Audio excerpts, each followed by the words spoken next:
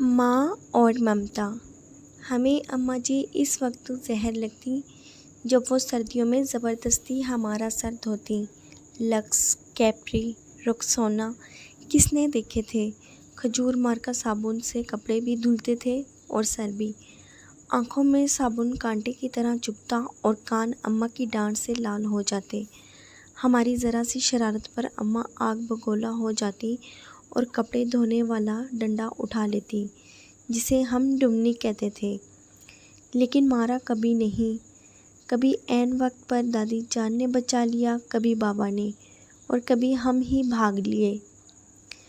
گاؤں کی رونقوں سے دور عین فصلوں کے بیچ ہمارا ڈیرا تھا۔ ڈیرے سے پگڈنڈی پکڑ کر گاؤں جانا اماں کا سب سے بڑا شاپنگ ٹور ہوا کرتا تھا، اور اس ٹور سے محروم رہ جانا ہماری سب سے بڑی بدنصیبی۔ اگر کبھی اماں اکیلے گاؤں چلی جاتی تو واپسی پر ہمیں مرونڈے سے بہلانے کی کوشش کرتی۔ ہم پہلے تو ننھے ہاتھوں سے اماں جی کو مارتے، ان کا دوپٹہ کھینچتے، پھر ان کی گود میں سر رکھ کر منہ پھاڑ پھاڑ کر روتے۔ کبھی اماں گاؤں ساتھ لے جاتی تو ہم اچھلتے کودتے خوشی خوشی ان کے پیچھے پیچھے بھاگتے۔ شام گئے جب گاؤں سے واپسی ہوتی تو ہم بہت روتے، ہمیں گاؤں اچھا لگتا تھا۔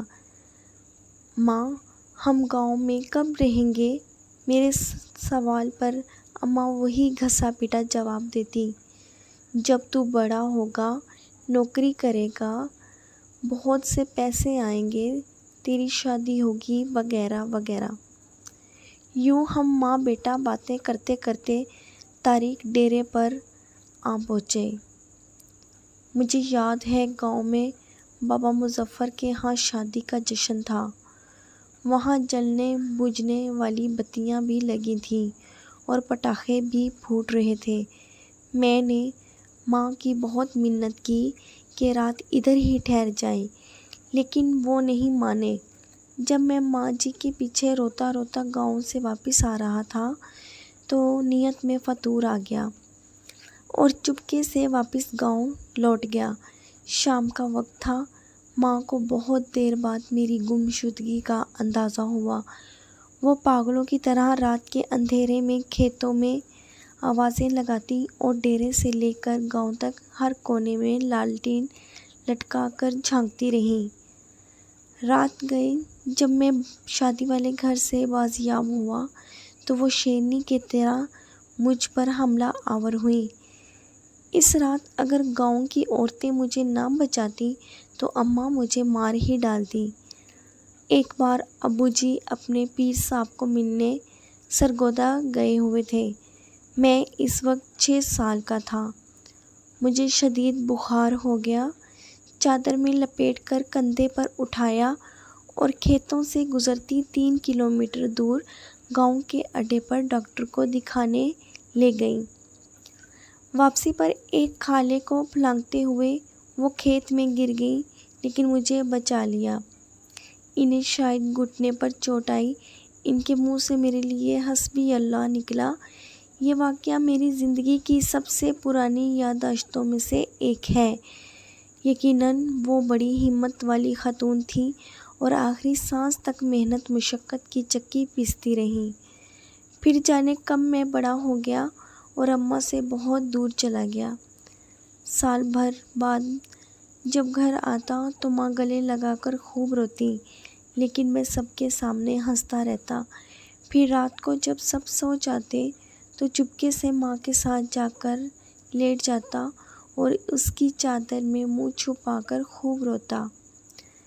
ماں کھیت میں چارہ کاٹتی اور بہت بھاری پن سر پر اٹھا کر ٹوکرے کے سامنے آ پھینکتی۔ کبھی کبھی خود ہی ٹوکے میں چارہ ڈالتی اور خود ہی ٹوکا چلاتی۔ جب میں گھر ہوتا تو مقدور بھر ان کا ہاتھ بٹاتا۔ جب میں ٹوکا چلاتے چلاتے تھک جاتا تو وہ سرگوشی میں پوچھتی، بات کروں تیری فلاں گھر میں؟ میں جانتی تھی کہ میں پیدائشی عاشق ہوں۔ وہ ایسی باتوں سے میری بیٹری فل چارج ہو جاتی تھی۔ پھر ہم نے گاؤں میں گھر بنا لیا اور ماں نے اپنی پسند سے میری شادی کر دی۔ میں فیملی لے کر شہر چلا آیا اور ماں نے گاؤں میں اپنی ایک الگ دنیا بسا لی۔ وہ میرے پہلے بیٹے کی پیدائش پر شہر بھی آئیں۔ میں نے انہیں سمندر کی سیر بھی کرائی۔ کلفٹن کے ساحل پر چائے پیتے ہوئے انہوں نے کہا، اس سمندر سے تو ہمارے ڈیرے کا چھپڑ زیادہ خوبصورت لگتا ہے۔ ماں بیمار ہوئیں تو میں چھٹی پر ہی تھا۔ انہیں کئی دن تک بس کو پان کھلا کر سمجھاتا رہا کہ معمولی پیٹ کا درد ہے، جلد افاقہ ہو جائے گا۔ پھر درد بڑھا تو شہر کے بڑے ہسپتال لے گیا، جہاں ڈاکٹر نے بتایا کہ جگر کا کینسر آخری سٹیج پر ہے۔ خون کی فوری ضرورت محسوس ہوئی تو میں خود بلڈ بینک بیڈ پر جا کر لیٹا۔ ماں کو پتہ چلا تو اس نے دکھ سے دیکھ کر اتنا کہا، کیوں دیا خون؟ خرید لاتا کہیں سے، پاگل کہیں کا۔ میں بامشکل اتنا کہہ سکا، اماں خون کے چند بوندوں سے تو وہ قرض بھی ادا نہیں ہو سکتا جو آپ مجھے اٹھا کر گاؤں ڈاکٹر کے پاس لے کر گئی تھیں اور واپسی پر کھالا پھلانگتے ہوئے گر گئی تھیں۔ وہ کھلکھلا کر ہنسی تو میں نے کہا، اماں مجھے معاف کر دینا، میں تیری خدمت نہ کر سکا۔ میرا خیال ہے کہ میں نے شاید ہی اپنی ماں کی خدمت کی ہوگی، وقت ہی نہیں ملا۔ لیکن وہ فراق دل تھی۔ بستر مرگ پر جب بار بار میں اپنی کوتاہیوں کی ان سے معافی طلب کرتا رہا تو کہنے لگی، میں راضی ہوں بیٹا، کاہے کو بار بار معافی مانگتا ہے۔ ماں نے میرے سامنے دم توڑا لیکن میں رویا نہیں۔ دوسرے دن سر بھاری ہونے لگا تو قبرستان چلا گیا اور قبر پر بیٹھ کر منہ پھاڑ کر رویا۔ ماں سے بچھڑتے مدت ہو گئی، اب تو یقین بھی نہیں آتا کہ ماں کبھی اس دنیا میں تھیں بھی یا نہیں۔ آج بیت اللہ کا طواف کرتے ہوئے پٹھانوں اور سوڈانیوں کے ہاتھوں فٹ بال بنتا بنتا جانے کیسے دیوار کعبہ سے جا ٹکرایا۔ یوں لگا جیسے مدتوں بعد پھر ماں کی گود میں پہنچ گیا ہوں۔ وہی سکون جو ماں کی گود میں آتا تھا، وہی اپنائیت، وہی محبت جس میں خوف کا عنصر بھی شامل تھا۔ اس بار منہ پھاڑ کر نہیں، دھاڑے مار مار کر رویا۔ 70 ماؤں سے زیادہ پیار کرنے والا رب کعبہ اور ہم صدا کی